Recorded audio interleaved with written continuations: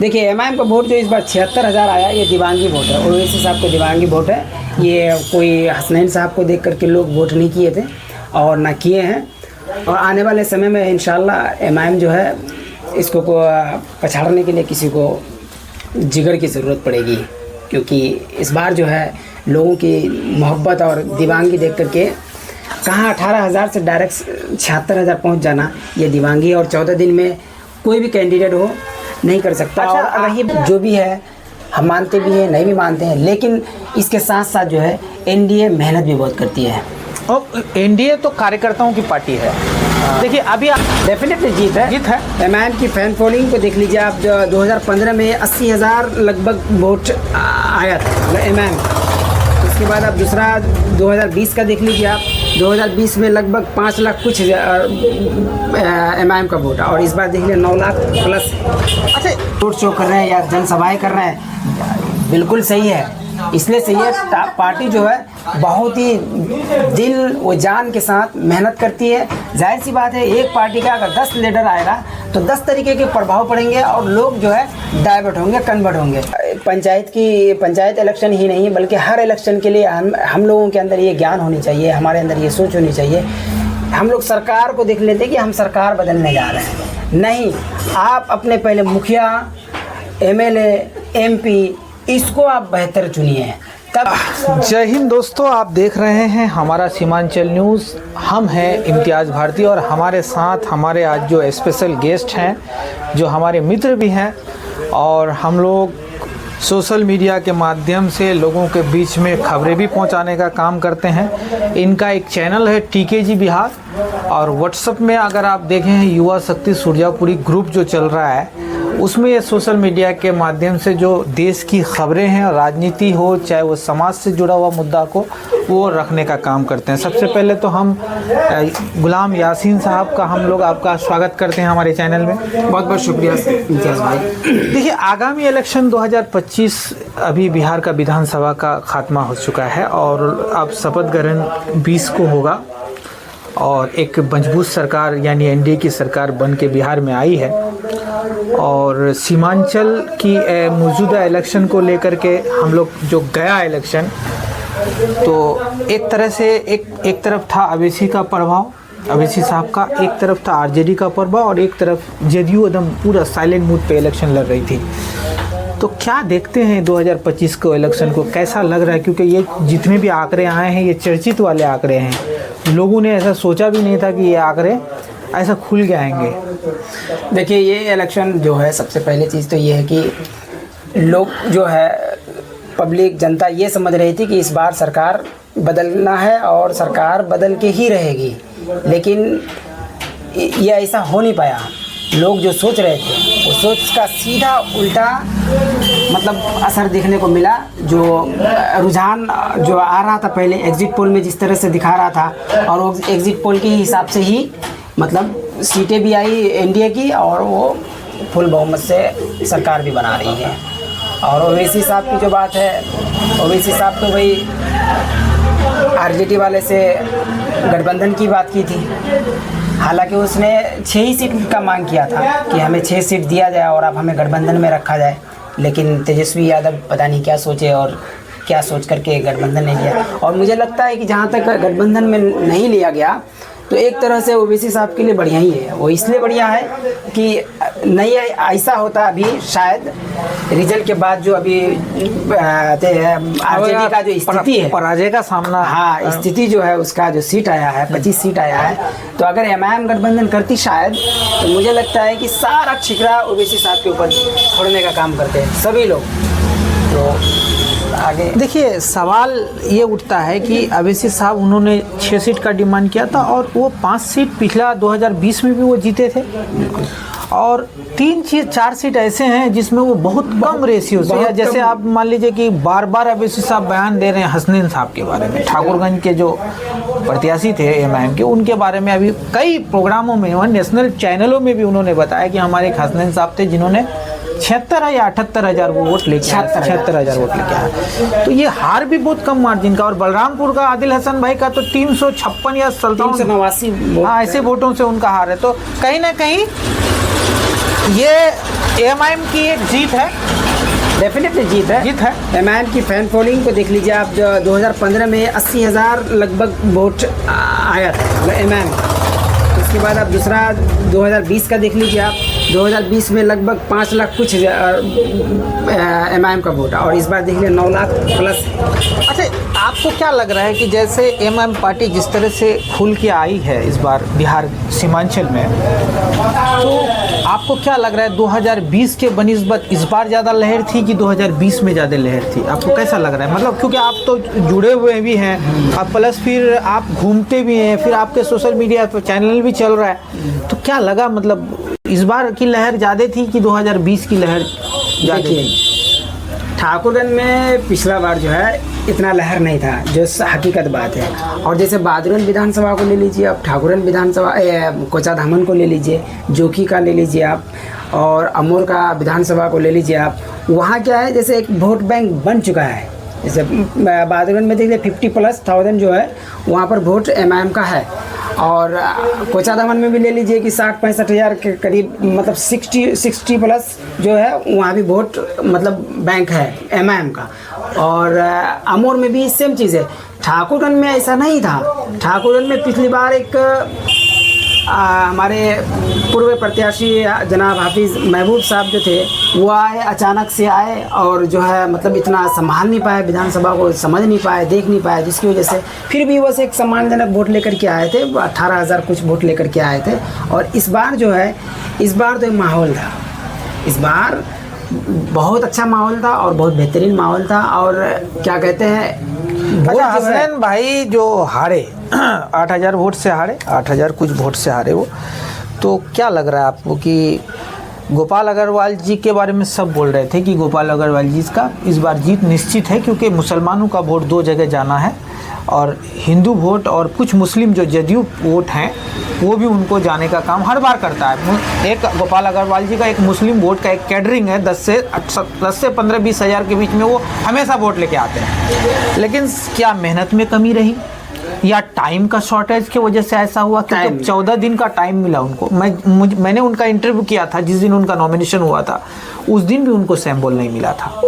तो क्या पार्टी की देरी की वजह से ऐसा हुआ? देखिए, टाइम की सबसे बड़ी तो क्या है कि टाइम का भी किल्लत था, जो टाइम की वजह से ये कुछ कवर ना कर पाने की वजह से बहुत लोगों तक नहीं पहुंच पाए। हमारे इस क्षेत्र में भी देख लीजिए, बहुत जगह मतलब जा नहीं पाए, सिर्फ रैलियाँ एक आध हुई है। और उसके बाद जो देखिए एमआईएम का वोट जो इस बार 76,000 आया, ये दिवांगी वोट है, ओवैसी साहब को दिवांगी वोट है। ये कोई हसनैन साहब को देख करके लोग वोट नहीं किए थे और ना किए हैं।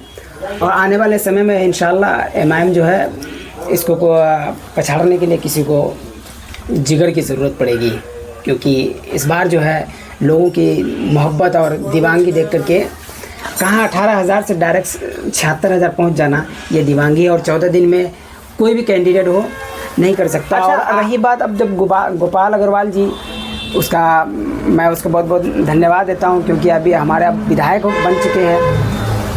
उसका एक जो भाषण दिए थे जो हमारे शेरशाहवादियों को लेकर के, वो उस मिशन में कामयाब रहे हैं, ठीक है। और हमारे यहाँ मुस्लिम पॉपुलेशन ज़्यादा है, हम लोग गोपाल अग्रवाल जी के क्या इलेक्शन जो उनका तरीका है, उनका कहना है कि वो 2 तरह की राजनीति करते हैं। वो कल भी उनका स्टेटमेंट आया, वो सेकुलरिज्म की राजनीति करते हैं और वो 2 इसको लेके चलते हैं, सुरजापुरी मुस्लिम और सुरजापुरी हिंदू। मतलब उनका हर भाषण में ये कहते हैं कि सुरजापुरी हिंदू और सुरजापुरी मुस्लिम। तो भाई शेरशाहवादी भी बहुत दिन से यहाँ है ना, यही है, कुछ तो आज़ादी के पहले से भी हैं। तो उनका एक सबका राजनीति करने का अपना अपना तरीका है। बहरहाल अभी तो एमएलए बन चुके हैं और उम्मीद करते हैं कि भाई वो अच्छा काम करेंगे, बेहतर विकास करें हमारे लिए। और आपको बोल रहे हैं कि उन्होंने 2005 से 2020 में जो एमएलए थे वो बढ़िया काम किए, इसमें कोई दो राय नहीं है। हमारे यहाँ के देख लीजिए आप, कब्रिस्तान का काम है, हमारे क्या कहते हैं मदरसा को देख लीजिए, नहीं अभी जो रोड रास्ता को जोड़ने, उस समय तो बिहार बदहाल था, जिस समय वो एमएलए बने थे उस समय नीतीश कुमार को भी मिला था, एकदम नया नया बिहार मिला था। और उस जगह में अभी जैसे आप मुसाविर खाने देख लीजिए, आप चबूतरा देख लीजिए, ये गोपाल अग्रवाल जी का देन है। और अभी सूत्रों के हवाले से हम लोग को पता चला है कि इस बार गोपाल अग्रवाल की पूरी तरह से मांग भी हो रही है जदयू परिवार की तरफ से और लोगों की तरफ से, बड़े बड़े नेताओं की तरफ से, कि गोपाल अग्रवाल को मंत्रालय दिया जाए। डेफिनेटली लगता है 100%। और नौशाद साहब को जो पद मिला है वो उर्दू के लिए बहुत बड़ा पद है, और अगर 2 मंत्रालय ठाकुरगंज में ही आ जाए तो हमारे लिए सौभाग्य की बात, बिल्कुल खुशकिस्मती है हमारी। हम लोग भी सोशल मीडिया के माध्यम से नीतीश कुमार जी से आग्रह करते हैं कि भाई आप ठाकुरगंज को एक बड़ी सौगात दे दीजिए, क्योंकि सीमांचल से आपका देना चाहिए। एक इस बार जीत के गए हैं। नहीं, देना चाहिए, इसलिए देना चाहिए क्योंकि पिछला ये जो सऊद साहब हमारे रहे आरजेडी के विधायक, इससे पहले 2 मरतबा जेडीयू से ही हमारे साहब एमएलए रहे, मंत्री भी रहे, 18 महीना के लिए उनको मंत्री भी बनाया गया। तो निश्चित सरकार से भी हमारी भी मांग रहेगी कि हमारे क्या कहते हैं ठाकुरन को थोड़े नज़र दिखे। अच्छा, आपको यासिर भाई, हम लोग तो राजनीति में अभी हम लोगों की उम्र इतनी नहीं है, लेकिन क्या आपको लगता है कि जो राजनीति इस बार हुई और जो पॉलिटिक्स हुआ, इन राजनीति में क्या आपको लगता है कि जो सेकुलर वोट था आरजेडी का, यादव वोट, क्या वो खिसक गया बीजेपी की तरफ, या फिर कांग्रेस का जो जनाधार है वो बिहार में ख़त्म हो गया है? क्या तेजस्वी की गलती ये है कि वो 153 सीट ले लिए और अपना कमान नहीं संभाल पाए? क्या तेजस्वी का ये गलती है कि वो लास्ट टाइम तक अपने सीटों को बंटवारा नहीं कर पाए? क्या तेजस्वी का ये गलती है कि 12 सीट में वो फ्रेंडली फाइट करवा दिए? क्या हार का मान रहे हैं? क्या मुसलमान आरजेडी के तरफ रह करके मुसलमानों के जो पकड़ है और मुसलमानों के वोट है वो कहीं ना कहीं नुकसान किया है दिगर पार्टियों को? देखिए, तेजस्वी जी आरजेडी का जो है सीट फार्मूला वाला बात जो है वो भी लेट किया है, बहुत लेट हुआ है। दूसरी चीज़ ये है कि 12 या 13 सीट जो है, 12 सीट फ्रेंडली फाइट दोनों बाद में बचा के 7 सीटों में लड़ा। अच्छा, उसका बेनिफिट किसको गया? बीजेपी को, भारतीय जनता पार्टी। तो फिर आप अपना कबर तो आप ही खुद रहे ना, कोई दूसरा तो नहीं खुदवा। 13 का 13 सीट, 12 सीट आप फ्रेंडली लड़े, और उन 12 सीटों में आप उठाकर देख लीजिए, मुझे नहीं लगता है कि 1-2 जीते होंगे। सब में सबका सब बीजेपी को मतलब बेनिफिट किया है उसका। तो आप वहाँ एक मार्क है। दूसरा क्या है कि तेजस्वी जी जो है, हम भी उसका सम्मान करते हैं और हम भी चाहते थे कि सरकार बदले और नई सरकार आए, और उस स्टेट की उस वक्त तक तरक्की नहीं हो सकती है जब तक सरकार चेंज ना हो। और इस बार चेंज होना चाहिए था, लेकिन यही सब की वजह से नहीं हो पाया। और दूसरा क्या है, तेजू सर जो है हमारे, थोड़ा उसके अंदर एटीट्यूड भी है, मुझे लगता है वो इस चीज़ को कम करना चाहिए। मैं ये सब बात। तेजस्वी साहब आए थे ठाकुरगंज, हम लोग कवरेज के लिए गए थे, मात्र 3 मिनट बात किए थे। तो क्या 3 मिनट के लिए लोगों को दिन भर खड़ा रखना ये सही बात है? बिल्कुल गलत है। वहाँ अवेशी साहब आते हैं 27 मिनट 28 मिनट बोलते हैं। 32 मिनट। राहुल गांधी आए थे 24 मिनट बोले। प्रधानमंत्री जी पूर्णिया आए थे, मोटा मोटी 45 मिनट बोले थे। देखिए, अब मैं एक चीज़ और भी कहूँगा इसमें, एनडीए की जो बात है, ये वोट चोरी, ईवीएम मशीन, अब ये सब कहाँ तक सही है, कहाँ तक गलत है, जो भी है हम मानते भी हैं, नहीं भी मानते हैं, लेकिन इसके साथ साथ जो है एनडीए मेहनत भी बहुत करती है। और एनडीए तो कार्यकर्ताओं की पार्टी है। देखिए, अभी आपको मैं बता दूं, अभी हमारा किशनगंज में जीता जागता उदाहरण है, कोचादामन से जिस प्रत्याशी को बीजेपी ने टिकट दिया था, बीना देवी को, मैंने उनका इंटरव्यू किया था। उनके पास इतने पैसे नहीं थे कि वो टिकट के लिए पटना जाए, भाड़ा नहीं था उनके पास, और वो एक मंडल अध्यक्ष है बीजेपी के। हम आपको एक बात बता रहे हैं ना कि टिकट जो दिन मतलब एमआईएम वाले का जो मुफ्ती अतहर, जितने भी कैंडिडेट थे, टिकट फाइनल नहीं हुआ था। तो टिकट फाइनल होने से पहले मतलब जो कसम जो खिलाया गया था, तो उसी दिन हम लोग जो है मतलब दफ्तर ही गए थे। दफ्तरी में कोई मेहमान थे, तो हम लोग वहाँ पर मिलने के लिए गए थे। तो वहाँ पर एक आदमी आए हुए थे, वो अनजान थे, गाड़ी से मतलब सामान वगैरह निकाले। उसके बाद जो वो दफ्तरी में एंट्री करने लगे, तो हम और राहिल भाई और एक और कोई था हमारे साथ, खड़े थे हम लोग। तो वो आदमी हमसे पूछने लगे कि दफ्तरी यही है? मैंने हाँ यही है। कोई दूसरा तो नहीं है? मैंने बोला नहीं, यही दफ्तरी है, रहने के लिए यही है। तो फिर उसको हम बोले कि सर आप कहाँ से हैं, कहाँ से आए? असम का विश्व शर्मा, वो आकर के रोड शो कर रहा है। और उत्तर प्रदेश के सीएम योगी आदित्यनाथ वो आकर के कुछ रोड शो कर रहे हैं या जनसभाएं कर रहे हैं, बिल्कुल सही है। इसलिए सही है, पार्टी जो है बहुत ही दिल व जान के साथ मेहनत करती है। जाहिर सी बात है, एक पार्टी का अगर 10 लीडर आएगा तो 10 तरीके के प्रभाव पड़ेंगे और लोग जो है डाइवर्ट होंगे, कन्वर्ट होंगे, और ये चीज़ बीजेपी का बहुत अच्छा है। इस बार अभिषेक साहब के रूल रेगुलेशन के हिसाब, ये बीजेपी के रूल रेगुलेशन के हिसाब से अभिषेक साहब ने भी कैंपेन किया है बहुत बेहतरीन, क्योंकि उनके मैं कई टीम से मिला हूँ। आप मुझे एक बात बताइए, यूपी से आए थे लोग यहाँ पे कैंपेन के लिए, हैदराबाद से, यहाँ तक कि हमारी जो लेडीज हैं वो लोग भी पहुंचे हुए थे। और माजिद साहब, वारिस पठान साहब, अब्दुल जलील साहब, ये लोग तो, इम्तियाज जलील साहब, ये लोग, शौकत अली साहब, ये लोग तो पूरा डेरा ही डाल दिए। मालेगांव विधायक मुफ्ती इस्माइल साहब, ये लोग तो डेरा ही डाल दिए। 10 दिन का टूर ही लेकर के आए थे। मेहनत बहुत किया है, मेहनत की है। मेहनत हमको अगर सबसे कम दिखने को मिला तो वो महागठबंधन का है। ये लोग टिकट दे दिया, सोचा कि जीत हो गया। हाँ, ये लोग ये नहीं सोचा कि मेहनत नहीं करना है, हमारा सिंबल ही काफी, हम ब्रांड है। भैया हम लोग नौजवान हैं, हम लोग भी सोच है, अकेले समझते हैं कि क्या करना है क्या नहीं करना है। आपका सिंबल और आपका टिकट आपको मुबारक हो, ऐसे वोट नहीं होगा जब तक आप मेहनत नहीं कीजिएगा ज़मीनी स्तर पर, चाहे वो आरजेडी हो, चाहे वो गठबंधन कांग्रेस हो, कोई भी हो। आप बताइए, आप हमें तेजस्वी यादव जी हमारे यहाँ जो आए थे 3 मिनट बात किए थे। 3 मिनट में तो भाई आदमी इतना बड़ा जनसभा में सलाम कलाम में निकल जाता है, और 3 मिनट में आप लोगों को क्या कहिएगा बताइए? सिर्फ हाजिरी देने के लिए आए थे, हेलीकॉप्टर दिखाने के लिए आए थे? ऐसे तो इलेक्शन का कैंपिंग नहीं होता है ना सर। जब तक आप बात नहीं कीजिएगा, लोगों को बताइएगा नहीं, सिर्फ मैनिफेस्टो आप अपने घर से रिलीज करने से नहीं होगा ना। लोगों को डाइवर्ट करने की क्षमता होनी चाहिए, और तेजस्वी जी के अंदर ये थोड़ा सा कमी है, एटीट्यूड है। अच्छा, आप क्या सोच सकते थे कि 200 प्लस सीट एनडीए को आएगा? हम लोग तो ये जानते थे कि एनडीए की सरकार बनेगी, हाँ बनेगी, और लेकिन सवाल ये उठता था, इतने सारे सीट, क्या 10,000 रुपया काम कर गया? क्या वृद्धा पेंशन को 1100 रुपये किया, वो काम किया? क्या पीएम किसान जो मोदी जी का चल रहा है उस पर हो रहा है काम? क्या 2 लाख रुपए जो जीविका दीदी के माध्यम से हमारी जो प्रत्येक परिवार को देने का बात चल रहा है, क्या वो मैनिफेस्टो काम किया? आखिर इतने सीट आना बोले तो, एक बिहार इलेक्शन का जब से हिंदुस्तान आज़ाद हुआ है, एक तो वोट परसेंटेज भी बढ़ा है, बहुत सबसे ज़्यादा परसेंटेज इसी बार हुआ है, और सबसे ज़्यादा बिहार में अगर वोट परसेंटेज हुआ तो किशनगंज में हुआ है, हमारे ठाकुरगंज में हुआ है। तो भाई कहाँ क्या आखिर हुआ कि एनडीए 200 प्लस चला गया? देखिए, इसको हम 1/3 की मेजोरिटी कहेंगे डेफिनेटली, इसलिए कि देखिए किसान वाला है, किसान वाला का असर जो है आपको लोकसभा में देखने को मिला, और ये वृद्धा पेंशन जो है इसका भी असर इतना को खास नहीं रहा।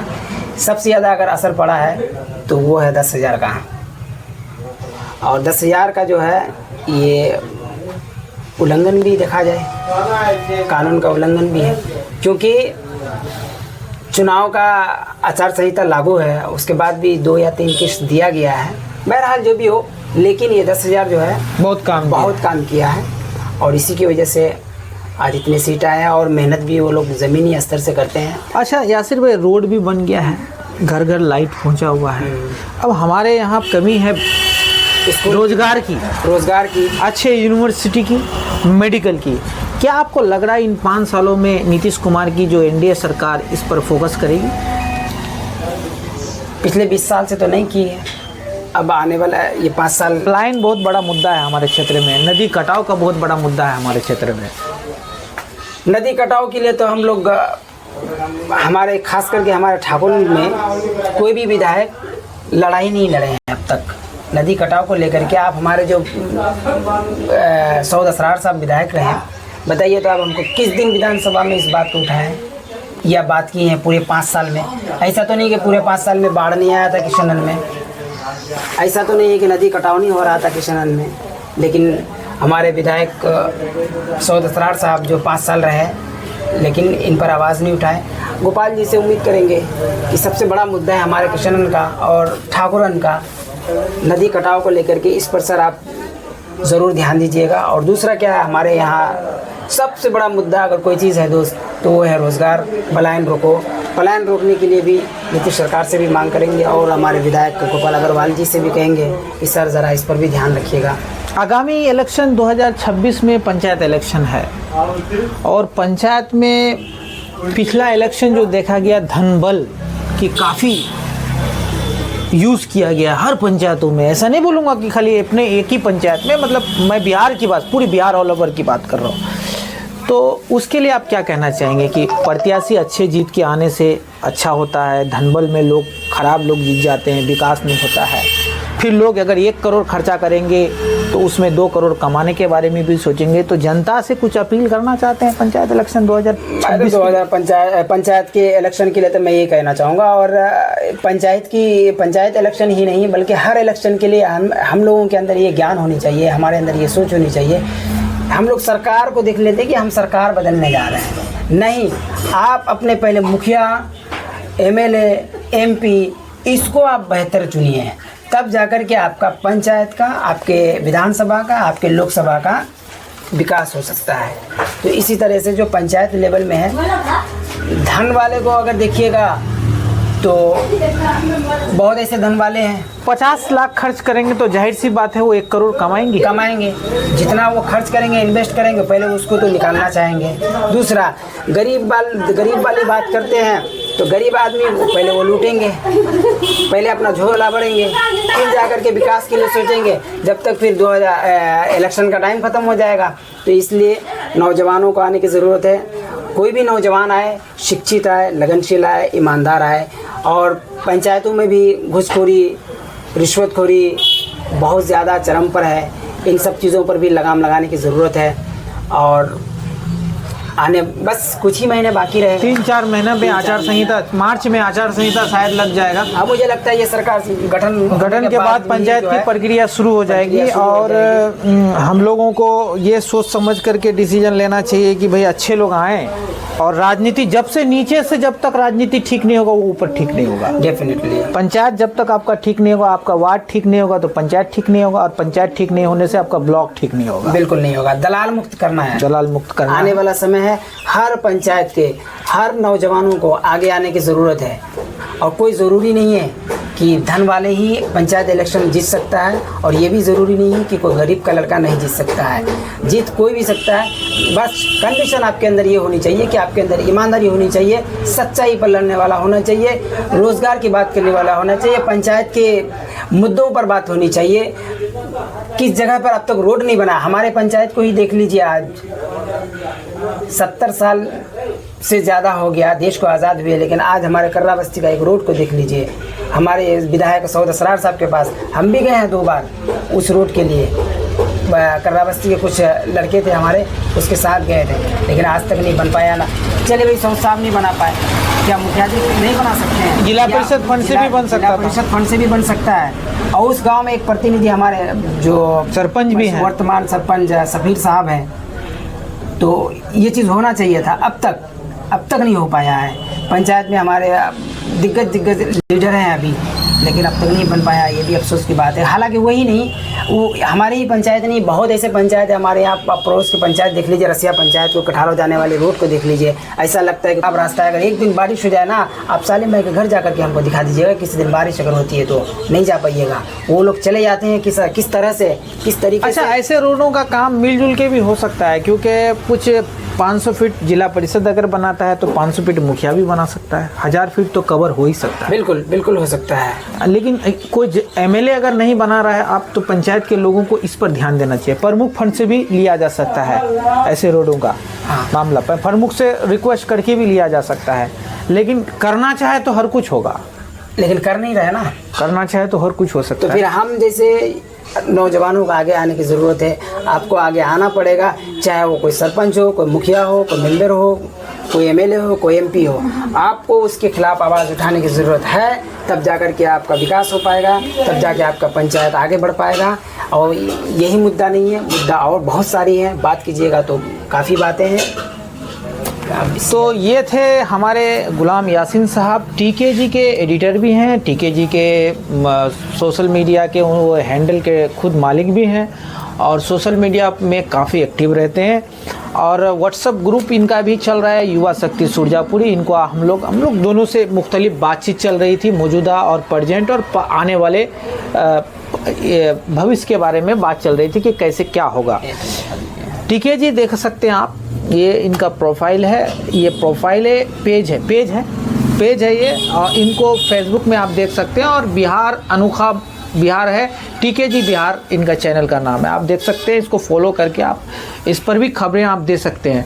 सवाल ये उठता है कि क्या राजनीति महज एक बिजनेस बन गया है?